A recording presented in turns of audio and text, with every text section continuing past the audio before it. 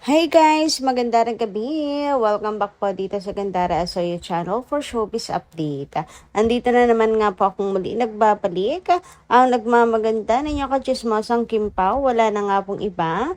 Ang lokareto si Gandara Asoyo upang magatid sa inyo ng latest update and fresh happenings patungkol kina Kim Chiu and Paolo Avellino. And para nga po sa gabing ito ang tatalakayin natin at pag-uusapan ay mayroon pong kinalaman dito sa world tour nila Kim and Paolo and syempre sa kanilang project na series na The Alibi. Ayan, meron tayong mga good news sa mga events and ganaps nila Kim and Paolo na sigurado ikatutuwa po ninyo. Pero bago po ang lahat, sa mga hindi pa nakaka-subscribe sa ating channel, pakiclick lang po tayo natin subscribe button at notification bell na nariyan sa baba upang kayo maging updated po at ma-notify tuwing may bago tayong chika at balita hinggil sa Kim Pao. Basta mga balita na may kinalaman kina Kim Chiu and Paolo Avellino, sagot na nga po natin yan. And narito naman ang ilan sa mga napili po nating basahin komento ngayong gabi mula sa atin pong mga taga-subaybay bilang pasasalamat sa kanilang walang sawang pagsuporta sa atin pong daily updates. So first comment natin ngayong gabi ay mula po kay Ma'am Emelita Brayones Mercado. Ayon sa kanyang comment, "Hi Miss Gandara, alam kong legit lahat ng balita mo tungkol sa Kim Pao, kaya ang channel mo ang pinapanood ko. Nagbabaka sakali na mayroong good news sa ating idol Kim Pao. Sa idol kong Kim Pao. Minsan, pag may negative comment tungkol sa dalawa, nababadtrip akong basahin. Kasi nakakainis. May content lang sila. Kung ano-ano, ibabalita. Sabi nga ni Kim, ginagawa daw silang content kahit hindi totoo. Kaya lang, sabi ng Chinese na nagpupungsoy sa kanya, huwag na lang patulan.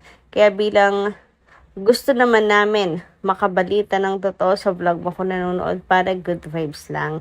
Alam nyo ma, minsan mga ano lang din yung ating update. Kumbaga, interpretasyon, based sa mga ayudas, ganyan. So, alam nyo yun, literal na kakimpaw nyo lang din na nagdidilulo, masaya sa mga gandang balita, kina Kim and Paolo. Minsan hindi po may iwasan ng negative. Parte na rin po yan dahil yan din ang senyales ng sikat na sikat si Kim Chiu at ang Kim Pao.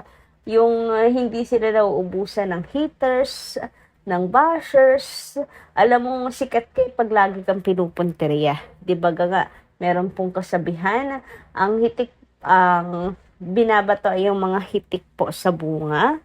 Kaya yan sila Kim and Paolo, madalas pong batuhin. Hitik na hitik po kasi talaga sila sa bunga. Kaya ayun. Thank you so much naman Ma'am Emelita Brayones and about sa mga negative na nababasa ninyo.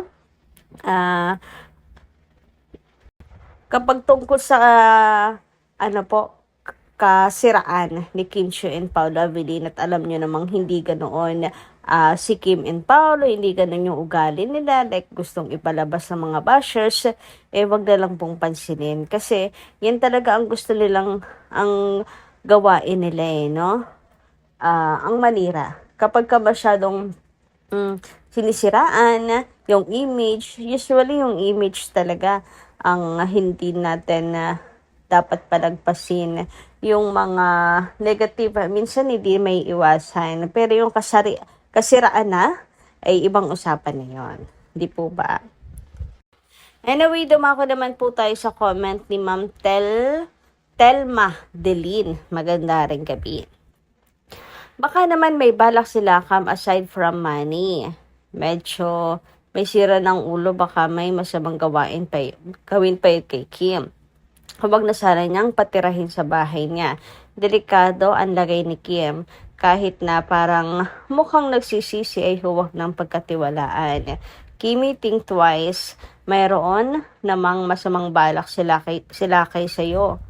God, please protect Kimi from harm and from her dangerous sister. Grabe. Well, actually, wala naman tayo nababasa na kahit anong post ni Kimi na ikasisira ng kanyang kapatid. Pero na lang talaga dun sa pagbigay po niya ng action na legal action hinggil sa nawawalang pera. But bukod po doon, yung mga tirada, wala. So, hindi natin alam kung ano pa ang mga nangyayari sa likod ng camera. Hindi natin alam kung ano ang buong katotohanan at buong nangyayari na ngayon sa kanila, yung kung ano yung paano nila inaayos ang relationship, etc. Ganyan. As magkapatid, pray na lang po natin yung best. Huwag na lang rin siguro tayo nega para hindi po ma-manifest at ma-attract pa, no? So, doble ingat na lang siguro si Kimi and naniniwala naman ako na pinag-iisipan po niya bawat desisyon niya sa buhay. Lalo na natuto na rin siya. Si Kim naman po ay marunong makinig sa experience niya. 'Di ba? Meron kasing taong walang kadalaan. Si Kim yung tipo ng taong nakikinig sa experience niya, hindi na niya uulitin yung mga ganong bagay. Kumbaga po ay mayroon po siyang disiplina sa kanyang sarili. Samantala, dumako naman po tayo sa next comment mula po kay Malen Albina. Sabi niya rito, good evening sa ating lahat. May pakiusap ako ulit sa mga nakasubscribe sa channel ng mga kalaban. Alagaan na lang natin ang solid vloggers ng Kimpao. Salamat at huwag magpa-apekto sa mga nega issues. Labanan natin sila ng taimtim na pagdarasal. Thank you, Miss Ganda, at sa lahat ng efforts mo sa pag-update sa Kimpao. Take care and God bless. Thank you so much. Naku, sa comment yung Ma'am Albana, naalala ko yung sinabi ni Paul Avellino na hinggal sa mga bashers, don't engage. Di po ba? So, kung kasiraan ng Kimpao ang content ng iba, don't engage na lang. Kasi, ano mapapala nyo doon kung laki ninyong susubaybayan? Di ba, kayo lang din naman po ang may stress. Hindi nyo naman sila mapipigilan kasi may kanya-kanya rin silang opinion, may kanya rin silang idol, ganyan. So, don't engage na nga lang. Yun yung naalala ko sa comment nyo, Ma'am Malen Albana. Yung iba nakasubscribe pa din kasi at nakasubaybay talaga doon sa mga naninira. Hilig sirain sila Kim and Paolo. Sino dito yung mga natamaan?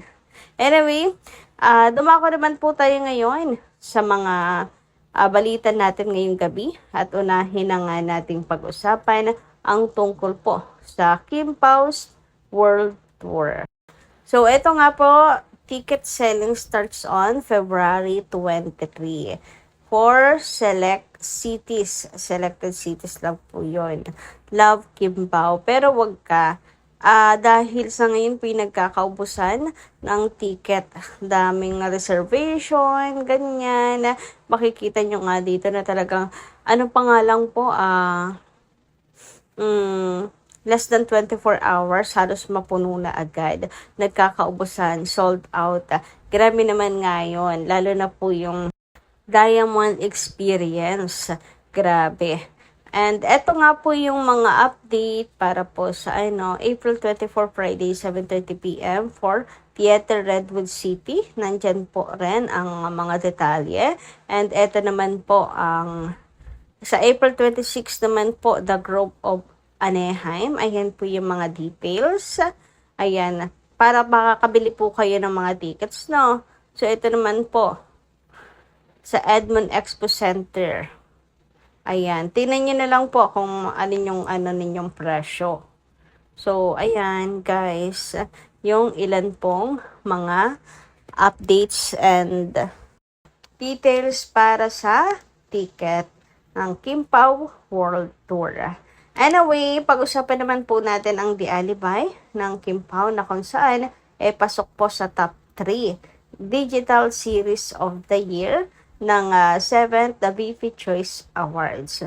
So, pwede pa po kayo humabol dahil hanggang March 14, 2026 pa po ang deadline niya. Ayan, pero ngayon po, nasa pangalawa. Nangunguna ang Golden Scenery of Tomorrow, pangalawa ang The Alibay, and ang Ghosting ng, parang JMP ang nakalagay.